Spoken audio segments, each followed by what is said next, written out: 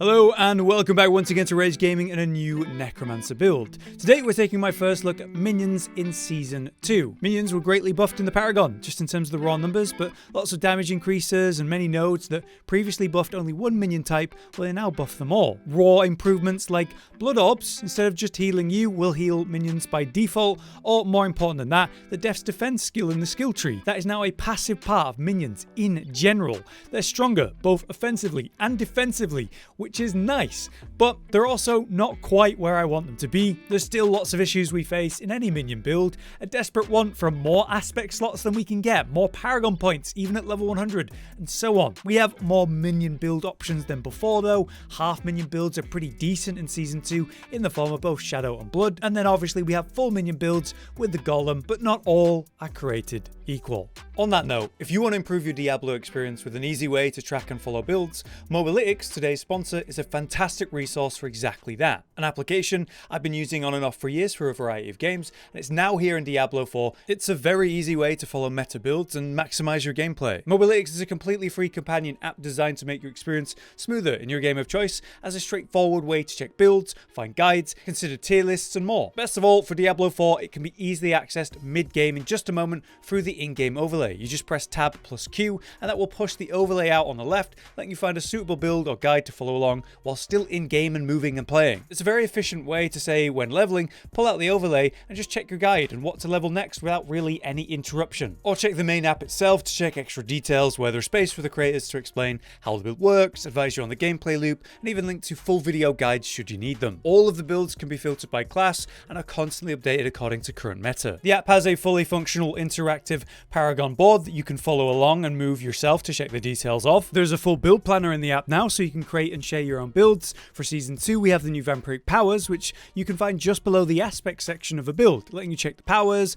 their pack requirements, and the total required at the top. Finally, we even have event timers now, which lets you know when and where Hell Tides are, or when the next World Boss or Legion event is. And of course, you can customize it to change what's tracked and highlighted when for your preferences. So give the app a try. It's completely free to download. Just follow the link in the description of the video so they know we sent you. A big thank you again to Mobalytics for sponsoring the channel, but now let's get back to the video. Now to begin for our minion builds, I've started with this one, a Shadow Minions build. Our current strongest build overall for Necromancer appears to be Shadow-based Blood Mist aka Infinimist build. Dealing damage over time through Shadow damage, greatly improved in Season 2, and also less affected by things like crit nerfs. High lucky hit chance builds work great for this and help reset your cooldowns constantly, and everyone was interested in that in terms of X-Files corroded signet here, a new unique ring. A lucky hit based proc to deal a burst of damage from dealing damage over time, combined with a classic ring of Mendelm, which causes your minions to burst explode on their next attack,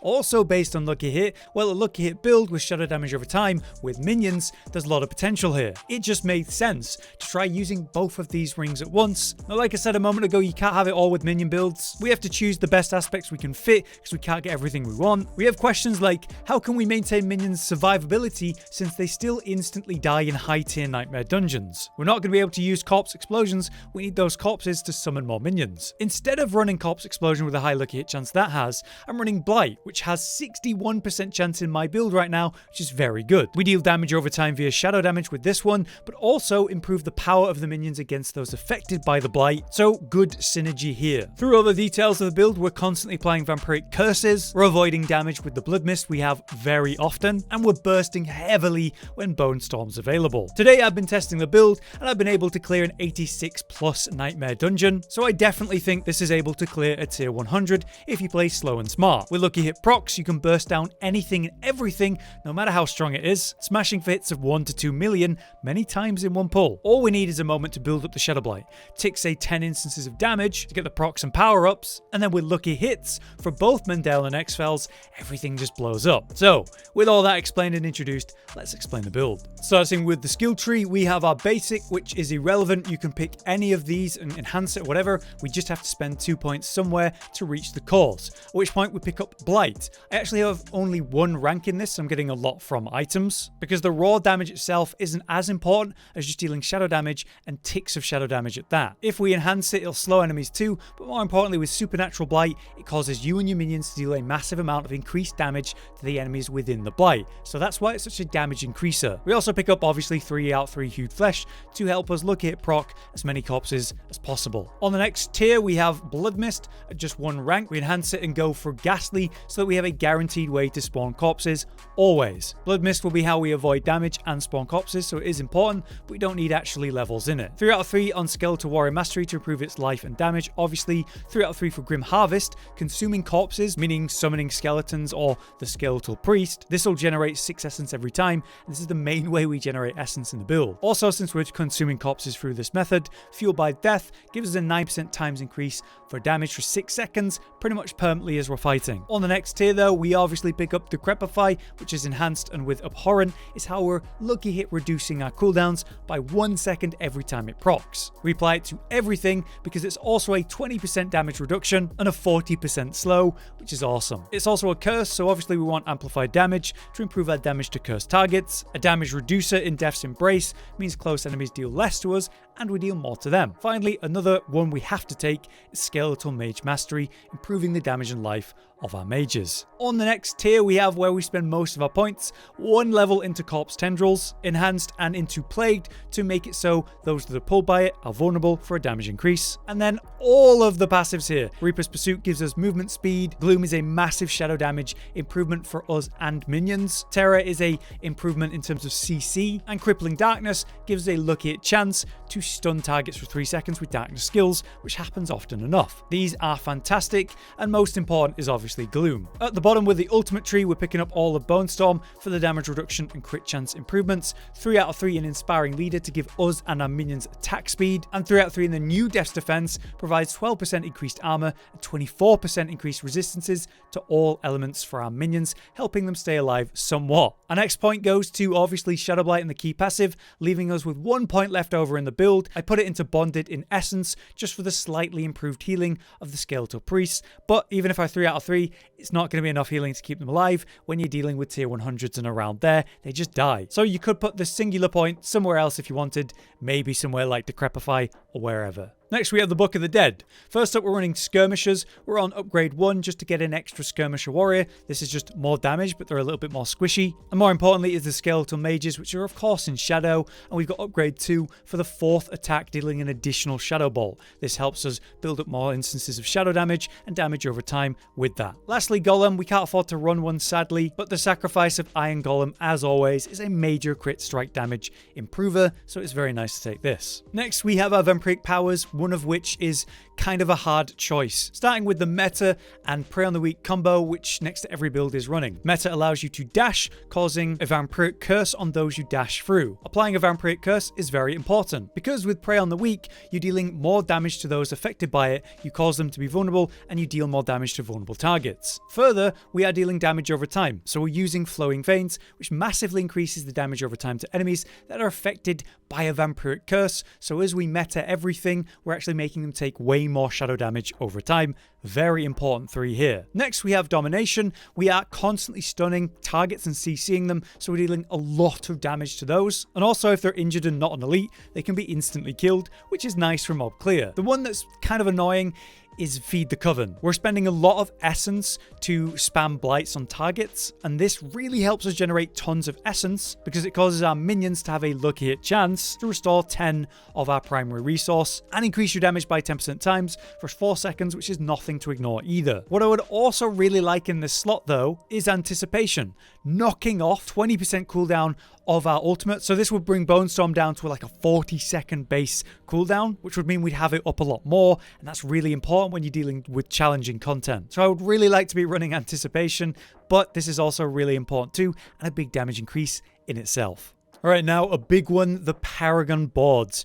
I am level 100, so I've got all my points spent, and I will explain the order in which I do all of this because I come back to things, of course. Starting with the starter board, where you should probably put your lowest leveled glyph right now, which is going to be Mage for me. Mage actually provides your minions with 35% increased resistance to all elements, which is a major survivability improvement. Our mages dealing shadow damage are our main source of minion damage, so I figured leveling them and powering them compared to the warriors is the better pick. This needs 40 intelligence to get going though, and we can easily get that unupgraded on the starter board. I'm also picking up resilience and the nodes around it, and prime, hitting knowledge and preservation, and coming out to the right to go to our first board extension, which is of course Wither. Since our main focus damage is shadow damage over time, this is a massive improvement to that damage. I rotate the board to get to Wither as soon as possible, coming around to the left and picking up Dragging Shadows and the nodes around it for more shadow damage improvements. Coming to the left, we pick up Wither, and then we head up and to the right on our way to Lingering Shadows for more shadow damage over time improvements. Moving up and to the left to come to Gnawing Darkness and the nodes around it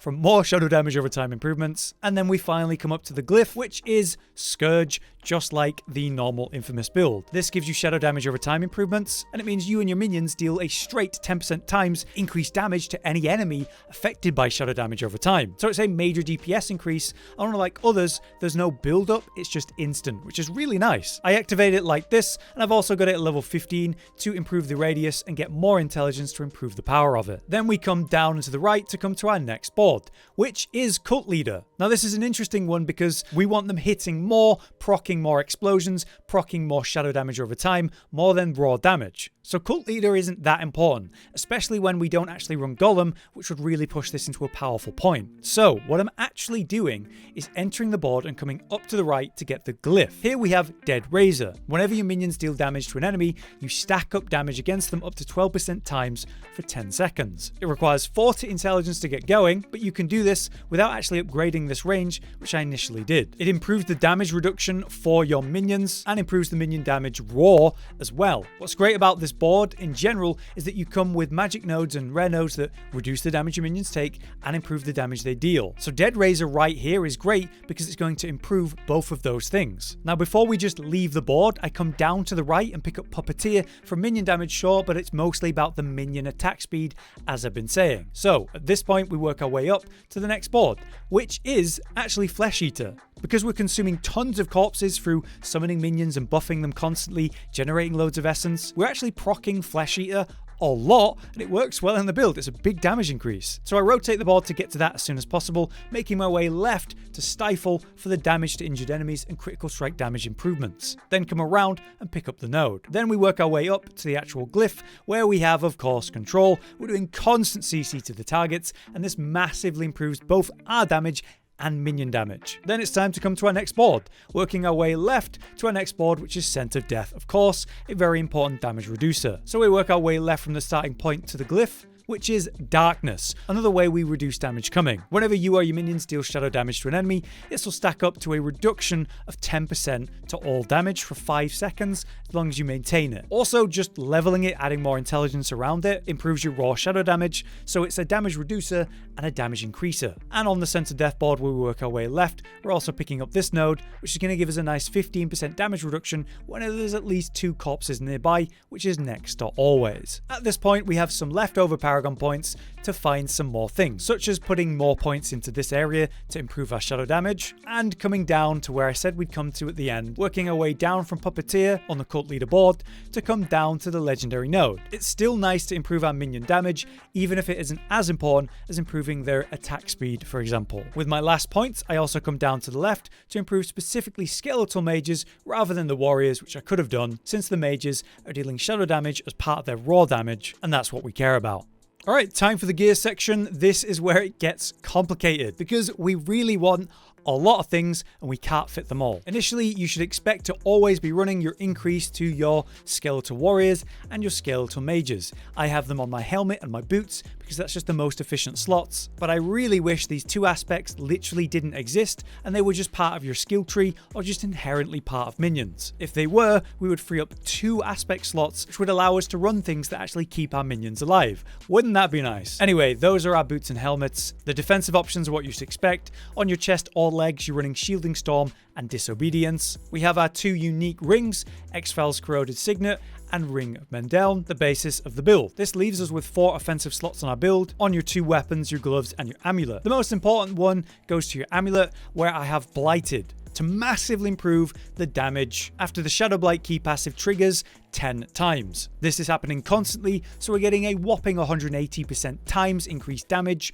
all damage after that happens. So it's ridiculous. The second most important is probably Grasping Veins for the crit strike chance and damage that provides, which I just have on my offhand. It doesn't matter where you put this. On my main hand, we have Decay, improving our Shadowblight damage massively as well. Lastly, on the gloves, we have Ultimate Shadow to turn our Bonestorm into a darkness skill, helping us apply more Shadowblight in another way. We would love so many other aspects in this build, but we simply can't fit them, and I feel like I can't lose any of these. Now, in terms of affixes, as you should expect at this point, you need Lucky Hit on every single piece you can get it on. So this means, say your helm, Lucky Hit chance while you have a barrier, you're going to need that. Just raw Lucky Hit on the gloves, you're going to have to run a wand because that has inherent Lucky Hit chance. Your offhand needs to be a focus because it provides the second most important thing, cooldown reduction, but on that you can get Lucky Hit chance and Lucky Hit chance while you have a barrier, so like a double up. The uniques both have Lucky Hit chance on them, but you can also find it on your amulet in the form of the barrier one, which I don't have. So you need to get as much of it as possible, obviously, but cooldown reduction is also important. Next up in importance is going to be the things you find on your amulet, such as ranks to the Gloom passive, the most important, highest DPS passive we have in the skill tree. Also, you can get ranks on your corpse skills,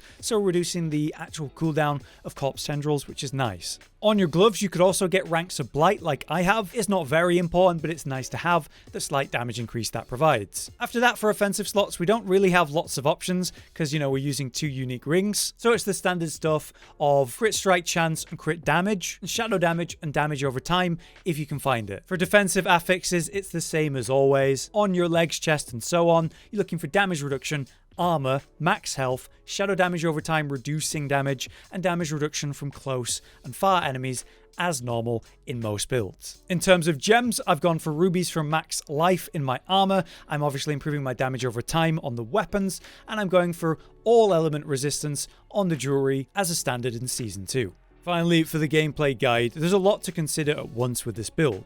You want to build up your damage over time, and then watch as it starts popping like crazy. When that's going, the build can be extremely bursty. So with that in mind, we start by decrepifying everything always. It'll get the lucky hit for resetting your cooldowns going, and reduce damage, and improve yours. The second priority is maintaining the Skeletal Priest buff for your minions always. This empowers your minions for 8 seconds, improving their damage by 30% and also heals them. We want to generate lots of corpses to consume them in bursts with the Skeletal Priests, kind of spamming it, which will bring in lots of new minions if they die or buff them up, but it'll also keep the procs of Flesh Eater from your Paragon going and also give you lots of essence. We dump all that essence into Blight, throwing it on the specific ideal targets like that elite we want to kill, because it deals damage over time, sure, but it increases the damage you and your minions deal to the targets affected by it. Spreading Blight around against packs of enemies or corpse tendriling them into one point, then blighting all of them at once is very strong. To generate corpses or start a fight or just avoid damage, you use Blood Mist, which can be very important against boss fights where you're setting up and getting corpses in there so you can start going with those. Throughout all of it, you're pretty much spamming corpse tendrils whenever it's off cooldown, which is often, CCing targets, massively improving your damage to them. Bonestorm should be used as a huge DPS increase or a defensive, best used on elite packs for bosses, and you probably want it from most packs in say a tier 100 or close to tier 100 to kill them before they can do anything and also stay alive. Throughout all of this, you want to be dashing using your meta dash to apply Vampiric Curse to anything and everything. This improves your damage to everything affected massively, so it's pretty much consistently what you want on every important target. Now through all of this, in the highest level content, your minions are just going to die. Since we're spamming the skeleton skill anyway for the buffs and the essence gen, you'll basically revive and make new skeletons constantly. It's sort of a game you play at the same time, making sure you never run out of minions, because they still don't have enough survivability at this point of the game. Overall, I think it's pretty involved, but that makes the build a lot more interesting, a lot more fun to play compared to the last few seasons of Minions, that's for sure. But there you have it. That's our Shadow Minion build for Season 2. Lots to consider, many things I'd love to have but we just can't fit, and the annoyance of minions still just dying in endgame content, despite the buffs that we've seen. That's because we don't have the ability to run the aspects that would keep them alive, since we give up too much damage to do that. I really hope that we see a change from minion builds in terms of the skill tree and the aspects that the builds kind of demand. What matters is that this build can take on the endgame boss fights of Season 2, and that it can beat a tier 100, which I think is all that really matters in the true endgame. This shadow version of minions very well could be the strongest minion build, but I need to test more versions and of course consider a full minion build too. But for now, I've been Hollow, you've been you, thanks for watching and we'll see you next time. Josh, Cotton, and Hollow with the videos, dropping the humor like a hammer on your tippy toes, bringing entertainment on a daily arrangement to take our insanity and turn it into entertainment. Yes, I said entertainment twice, to reiterate that it is nice to look into your faces on a mostly daily basis when you let us in your homes to make the whole world a stage. Goodbye.